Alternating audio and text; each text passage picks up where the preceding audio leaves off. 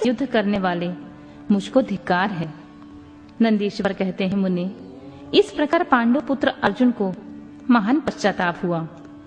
तत्पश्चात वे शीघ्र ही महाप्रभु शंकर जी के चरणों में लौट गए। यह देखकर भक्त वत्सल महेश्वर का चित्त प्रसन्न हो गया। तब वे अर्जुन को अनेक प्रकार से आश्वासन देकर यूं बोले, पार्थ, तुम तो मेरे परम भक्त हो, अतः खेद न करो। यह तो मैंने आज तुम्हारी परीक्षा लेने के लिए ऐसी लीला रची थी, इसलिए तुम शोक छोड़ दो। नंदीश्वर कहते हैं, मुने, यूं कहकर भगवान शिव ने अपने दोनों हाथों से पकड़कर अर्जुन को उठा लिया और अपने तथा गणों के समक्ष उनकी लाज का निवारण किया। फिर भक्त वत्सल भगवान शंकर वीरों में मान्य पांडव पुत्र अर्जुन को सब तरह से हर्ष प्रदान करते हुए प्रेम पूर्वक बोले, पांडवों में श्रेष्ठ अर्जुन, मैं तुम पर परम प्रसन्न हूं, अतः अब तुम वर मांगो। इस समय तुमने जो मुझ पर प्रहार और आघात किया है, उसे मैंने अपनी पूजा मान लिया है। साथ ही यह सब मैंने जो अपनी इच्छा से किया है, इसमें तुम्हारा अपराध ही क्या? अतः तुम्हारी जो लालसा हो वह मांग लो, क्योंकि मेरे पास कोई वस्तु भी ऐसी नहीं है जो तुम्हारे लिए अदेय हो। यह जो कुछ हुआ है वह शत्रुओं में तुम्हारे यश और राज्य की स्थापना के लिए अच्छा ही हुआ। तुम्हें इसका दुख नहीं मानना चाहिए। अब तुम अपनी सारी घबराहट छोड़ दो। नंदीश्वर जी कहते हैं, मुनि, भगवान शंकर की यूं कहने पर अर्जुन भक्ति पूर्वक सावधानी से खड़े होकर शंकर जी से बोले, शंभु, आप तो बड़े उत्तम स्वामी हैं, आपको भक्त बहुत प्रिय हैं। देव, भला मैं आपकी करुणा का क्या वर्णन कर सकता हूँ। सदाशिव, आप तो बड़े कृपालु हैं। यूं कहकर अर्जुन ने महाप्रभु शंकर की भक्ति युक्त एवं वेद सम्मत स्तुति आरंभ की। अर्जुन बोले, आप देवादि देव को नमस्कार है। कैलाशवासी, आपको प्रणाम है। सदाशिव, आपको अभिवादन है।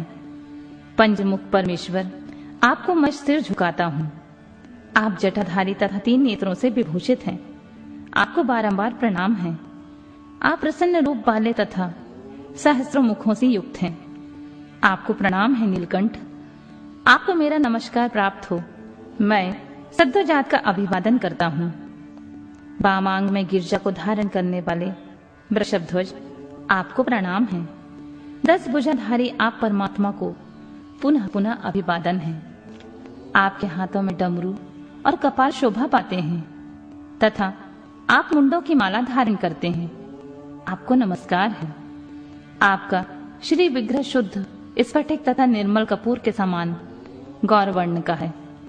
हाथ में पिनाक सुशोभित है तथा आप उत्तम त्रिशूल धारण किए हुए हैं, आपको प्रणाम है। गंगाधर, आप व्याघ्र चर्म का उत्तरीय तथा गज चर्म का वस्त्र लपेटने वाले हैं, आपके अंगों में नाग लिपटे रहते हैं, आपको बारंबार अभिवादन है।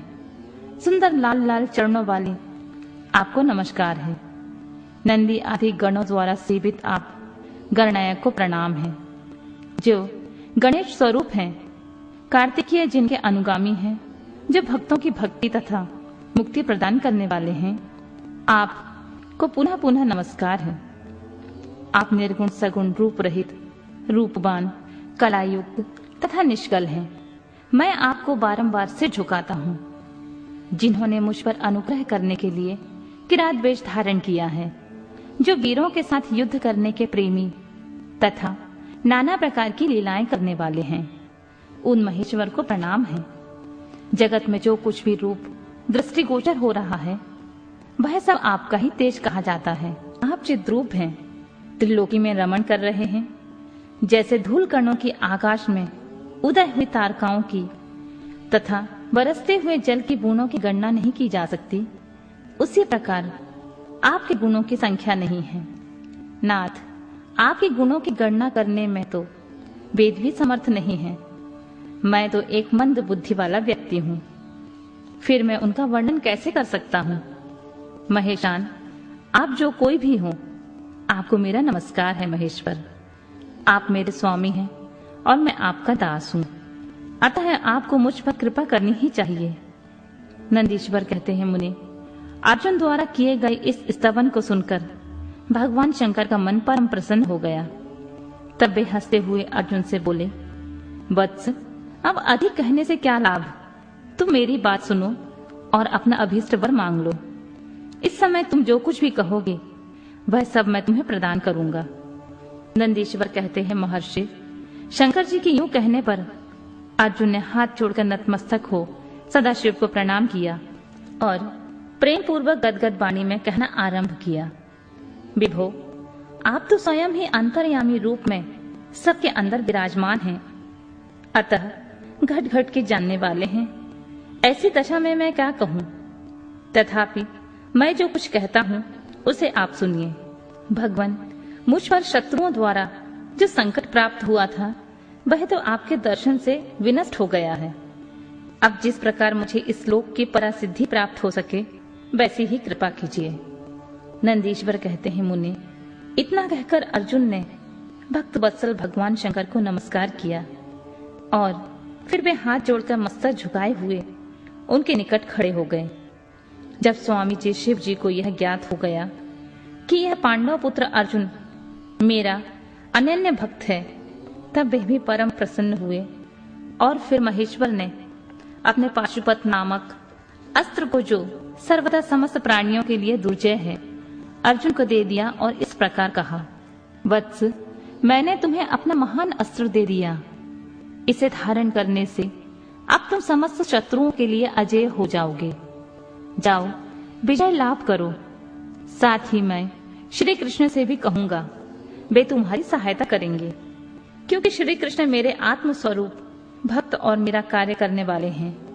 भारत, मेरे प्रभाव से तुम निष्कंठक राज भोगो और अपने भाई युधिष्ठिर से सर्वदा नाना प्रकार के धर्म कार्य कराते रहो। नंदीश्वर कहते हैं, मुनि, यूं कहकर शंकर जी ने अर्जुन के मस्तक पर अपना कर कमल रख दिया और अर्जुन द्वारा पूजित हो वे शीघ्र ही अंत ध्यान हो गए। इस प्रकार भगवान शंकर से वरदान और अस्त्र पाकर अर्जुन का मन प्रसन्न हो गया। तब वे अपने मुख्य गुरु शिव का भक्ति पूर्वक स्मरण करते हुए अपने आश्रम को लौट गए। वहां अर्जुन से मिलकर सभी भाइयों को ऐसा आनंद प्राप्त हुआ मानो मृतकों के शरीर में प्राण का संचार हो गया हो। उत्तम व्रत का पालन करने वाली द्रौपदी को अत्यंत सुख मिला।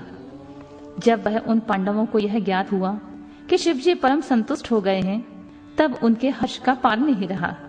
उन्हें उस संपूर्ण वृतांत के सुनने से तृप्ति ही नहीं होती थी।